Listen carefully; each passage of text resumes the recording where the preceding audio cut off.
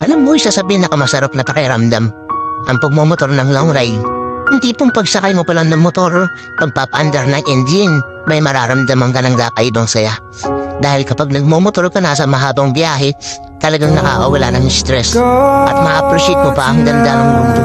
Hindi pong habang nagmumotor ka, masasabi mo na lang sa sarili mo na, wow, ang sarap palang mabuhay. Ang ganda pala ng mundo. Lalo na kapag ang patakbo mo ay chill lang. I-enjoy mo lang talaga ang moment. Madami kasi tayo kanya-kanyang problema sa buhay eh. Pero pag nagmumotor ka na, makakalimutan mo ang problema mo. Lalo na kapag maganda ang view, maganda ang kalsada, tapos di mo namamalayan, nagkakaroon ka na pala ng positive mindset.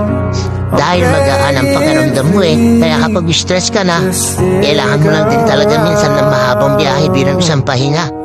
Ang weird, no? Kasi nakakapagod magmotor.